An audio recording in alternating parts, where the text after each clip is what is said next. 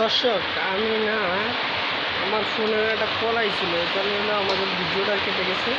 তাই আবার আমি যে জায়গায় ছিলাম ওই জায়গা থেকে শুরু করলাম। একটু মাংসগুলো ভালো করে কষাইলাম প্রায় 15-20 মিনিট। এখন কটা আলু দিয়ে দিব। মাংসের সাথে আলু দিলে অনেক মজা হয়, তরকারিটাও অনেক ভালো হয়। যারা আলু খান তারা দিবেন, যারা না খান তারা দিবেন না। দর্শক, আজকে আমার আবার ঠান্ডা লাগছে, এই কারণে গলাটা ভাঙে গেছে গা। তাই আমার বয়সটা হয়তো শুরুতে একটু অন্যরকম লাগছে। আলু দিয়ে মাংসটি ভালো করে কষাবো।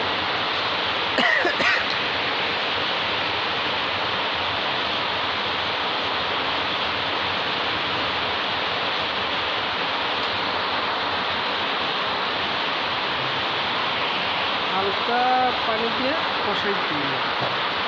কষানো ভালো করে কষাতে হবে, বেশি মোড়ক নাহলে সিদ্ধ হবে না। ঠিক আছে, পানি দিয়ে দিলাম, জালটা একটু বাড়ায় আবার ঢাকা দিব। দর্শক, এর মাঝে একটু আপনাদেরকে একটা প্রাকৃতিক দৃশ্য দেখাবো। যেমন এই যে বৃষ্টি হচ্ছে, আমি এই জায়গায় মনে করেন যে বহুত কিছু চাষ করি। কিছুদিন আগে লাগাইছিলাম পেঁপে গাছ। মাশাআল্লাহগুলো অনেক বড় হয়েছে, পেঁপে ধরছে, দেখা যাচ্ছে। আবার ওই যে আছে খাইছি।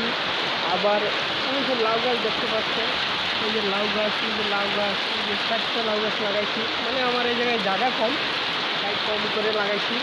এর মধ্যেই আবার আছে কিছু বেগুন গাছ দেখা যাচ্ছে। ক্যামেরাটা বৃষ্টির কারণে হয়তো ভালো করে দিতে পারছি না। এই যে দেখা যাচ্ছে লাউ গাছের সাথে বেগুন গাছ আছে।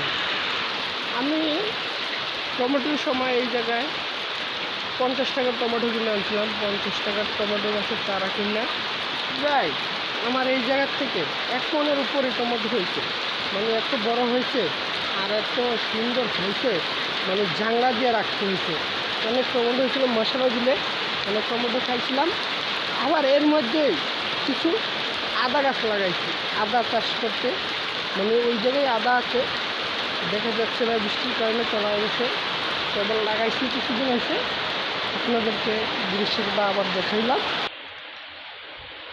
আলু দিয়ে মাংসটা ঢেকে রাখছিলাম, তাই এখন ঢাকনাটা সরায় আবার একটু লেগে দেবো, নাহলে তলা লেগে যেতে পারে।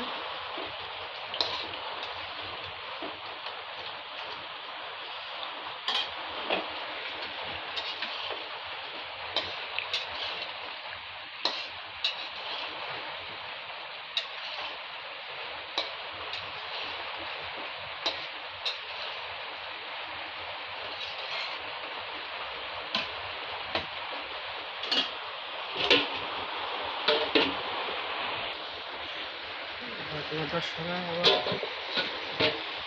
এবার নেড়ে পানি দিয়ে দিই।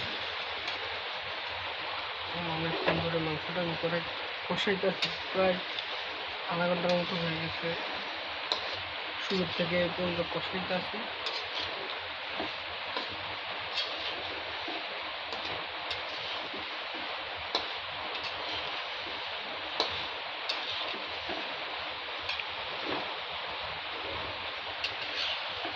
বারবার নেড়ে দিতে হয়, এই কারণে যদি নিজে লেগে গেলে মাংসের কালারটা নষ্ট হয়ে যায়। ওই জলা ওগুলো লেগে গেলে ওগুলা উঠা কালো হয়ে যায়।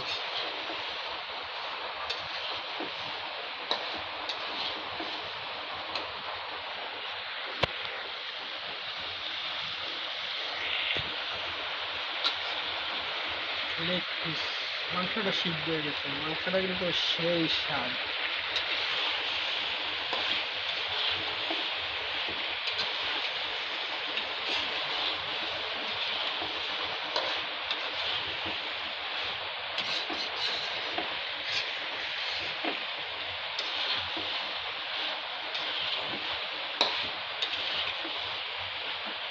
নিচে কোনো জল নাই, কষানো হয়ে গেছে ভালো করে। নেলে আমরা দিব পরিমাণ মতো পানি। পানিগুলো হচ্ছে বৃষ্টির পানি। আমাদের এই জায়গায় বৃষ্টি হয়েছিল, ক্যামেরাতে দিছিলাম। ওই বৃষ্টির পানিগুলো দিলে মাংসটা ভালো সিদ্ধ হয়। আমরা দিয়ে আবার টিপকলের পানি দিয়ে কিছু রানলে সিদ্ধ হতে চায় না।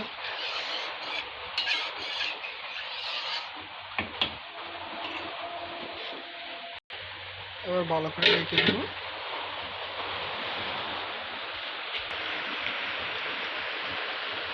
হ্যালো গ্যাস, আধা ঘন্টা পর আমরা আবার ফিরে আসলাম। রেসিপিটা দেখেন হয়ে গেছে, ঝোলটা এখন পারফেক্ট আছে। আর আমরা ডাল দিব না, যেহেতু আলু আছে। এখন বন্ধ করে দিলে আলুটা একটু টেনে নেব।